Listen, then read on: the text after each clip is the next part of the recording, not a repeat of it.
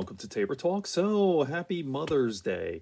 Sunday, May 10th, Sunday morning, and it's 24 degrees out. May 10th, what? I did a video yesterday. I woke up and there was a thunderstorm, snowstorm, 23 degrees, snowing, whatever. So, crazy weather. But let me get into this. So I've been getting a lot of texts, people calling me, a lot of talk about, Joe Biden, what the hell's wrong with the Democrats? Joe Biden can't even talk. He has dementia. I was listening to Rogan. How can you have a guy who can't talk run for president? I'm like, well, Donald Trump for 3.5 years?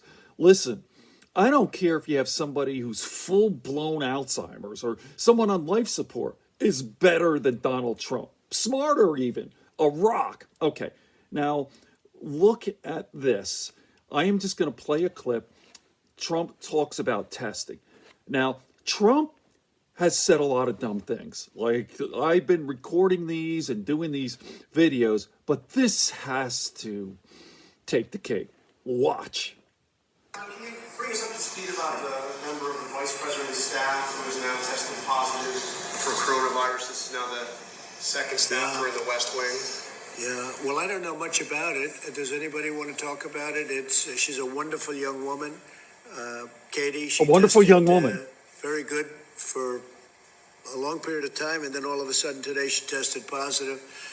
She hasn't come into contact with me. A wonderful young woman, again, and I said, what is as opposed to an unwonderful young woman? I mean, I've talked about Donald Trump's vocabulary. I think it's like 35 words. The average person's vocabulary is what, 2,500, 3,000. Someone who's like, say, an English major or journalism major, perhaps like me. No, I'm just kidding, but perhaps tens of thousands. Donald Trump's vocabulary is probably like 35. I'm not really exaggerating either. Okay, let me continue on. Hold on. Here we go. Spend some time with the vice president. It's, I believe, the press person, right? It's a press person. So she tested positive out of the blue. This is why the whole concept of tests aren't necessarily great. The tests are perfect, but something can happen between a test where it's good and then something happens and all of a sudden she was tested very recently and tested negative. And then today, I guess, for some reason, she tested positive. He is so Mike knows about dumb. it, and Mike has done what he has to do. I think he's on an airplane going to some faraway place, but you'll be able to ask him later on. But they've taken all of the necessary precautions. I understand Mike has been tested, Vice President, and he tested negative. I have reported on a lot of really dumb things that Donald Trump has said in hundreds of videos, but this may actually be the dumbest. Trump is complaining that testing isn't, quote, necessarily great because one day you could test negative and then the next day, out of nowhere, you could test positive.